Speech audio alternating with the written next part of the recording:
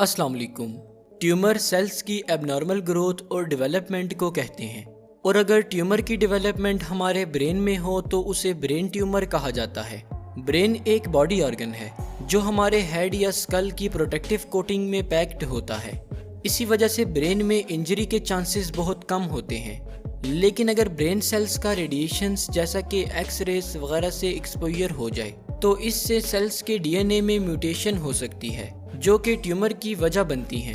इसके अलावा brain cells में कोई हेरिडिटरी प्रॉब्लम्स जो कि पेरेंट्स से ऑफस्प्रिंग में ट्रांसफर हुई हों तो वो भी ब्रेन ट्यूमर्स कॉज कर सकती हैं। ब्रेन ट्यूमर को सर्जरी, कीमोथेरापी या फिर रेडिएशन थेरापी से ट्रीट किया जाता है।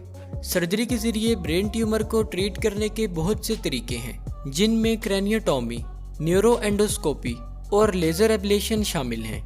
ब्रेन ट्यूमर सर्जरी में क्रैनियोटॉमी सबसे ज़्यादा की जाने वाली सर्जरी है। क्रैनियोटॉमी में न्यूरोसर्जन कुछ मेडिकल टेस्ट्स करवाता है जैसा कि एमआरआई वगैरह, ताकि ट्यूमर की एग्जैक्ट लोकेशन का पता चल सके। सर्जरी के दौरान पेशेंट के हेड में कट लगा के बोन को रिमूव किया जाता है जिससे कि सर्जन को ब्रेन सेल्स तक एक्सेस ईजी हो जाती है। इस तरह ट्यूमर को लोकेट करके रिमूव किया जाता है। आजकल क्रैनियोटॉमी के दौरान ट्यूबुलर रिट्रैक्टर सिस्टम भी इस्तेमाल किया जाता है। ये सिस्टम वाइट मैटर में मूव करता है और ब्रेन टिश्यूज को बिना डैमेज किए साइड पर करता है जिससे ट्यूमर तक एक्सेस आसान हो जाती है और उसे रिमूव कर लिया जाता है। क्रैनियोटॉमी ब्रेन ट्यूमर या ब्लड क्लॉट्स को रिमूव करने और स्कल फ्रैक्चर को ट्रीट करने के लिए परफॉर्म की जाती है।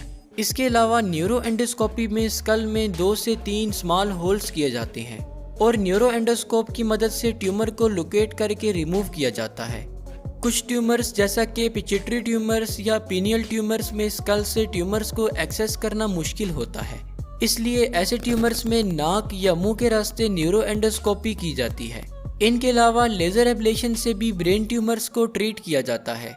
लेजर एब्लेशन एक ऐसा प्रोसीजर है जिसमें थिन लेजर प्रोब ब्रेन में डाली जाती है जो कि लाइट और हीट के इस्तेमाल से ट्यूमर को लोकेट करके ख़त्म कर देती है।